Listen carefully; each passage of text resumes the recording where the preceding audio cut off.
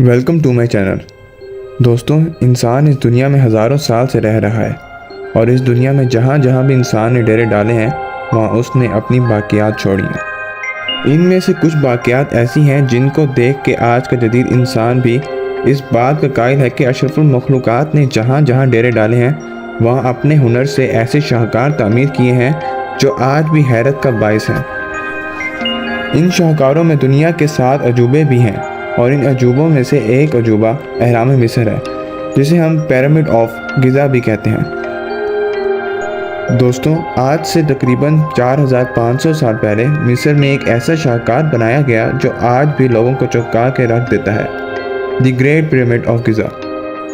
دوستوں، تقریباً 4000 سالوں تک یہ دنیا کی سب سے اونچی عمارت رہی ہے۔ اس کی اونچائی تقریباً 145 میٹر تک ہے، لیکن آج کے دور کی سب سے اونچی عمارت برج خلیفہ ہے جو کہ 828 میٹر اونچی ہے۔ اس پیرامڈ کا موازنہ اگر اس سے کیا جائے تو اس پیرامڈ کی اونچائی 1/4 بھی نہیں ہے، لیکن دوستوں اگر اس کا موازنہ وزن میں کیا جائے تو یہ برج خلیفہ سے کئی گنا زیادہ ہے۔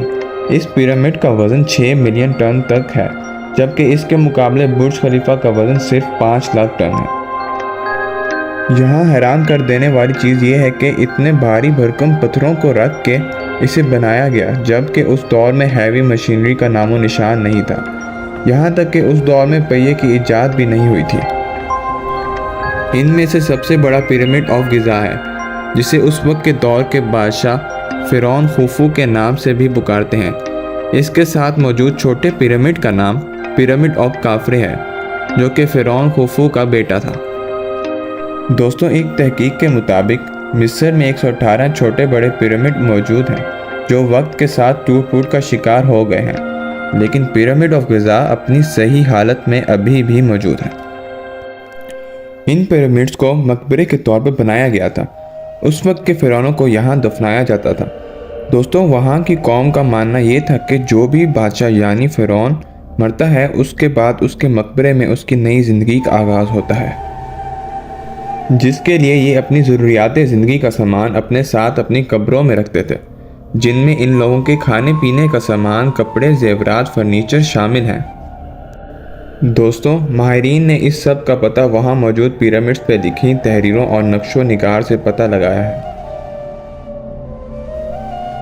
اس پیرامڈ کی تعمیر میں 20 سے 30 ہزار لوگ شامل تھے اور یہ دن میں لگاتار 10 گھنٹے سے بھی زیادہ کام کرتے تھے۔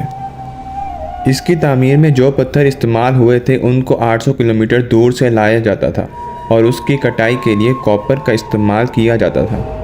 یہاں سب سے مشکل کام ان پتھروں کو ایک دوسرے کے اوپر ترتیب سے رکھنا تھا۔ دوستوں، ایک پتھر کا وزن تقریباً ایک بڑے ہاتھی جتنا ہوتا تھا۔ ماہرین کے مطابق ان پتھروں کو گیلی مٹی کے اوپر ایک لکڑی کے پھٹے پہ رکھ کے کھینچا جاتا تھا، جن سے ان پتھروں کو گھسیٹنا آسان ہو جاتا تھا۔ اس پیرامڈ کو تقریباً 20 سال کے عرصے میں مکمل کیا گیا تھا۔ ان پیرامڈز کو جتنا زیادہ جاننے کی کوشش کرتے ہیں اتنا ہی ان میں الجھتے جاتے ہیں۔ ابھی بھی اس میں بہت سے راز چھپے ہیں جن کو ماہرین جاننے میں لگے ہوئے ہیں۔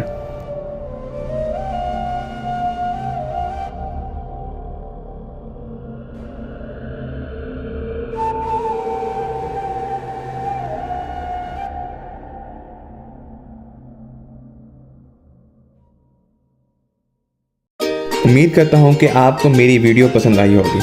مزید ایسی ویڈیوز دیکھنے کے لیے ہمارے چینل کو سبسکرائب کریں۔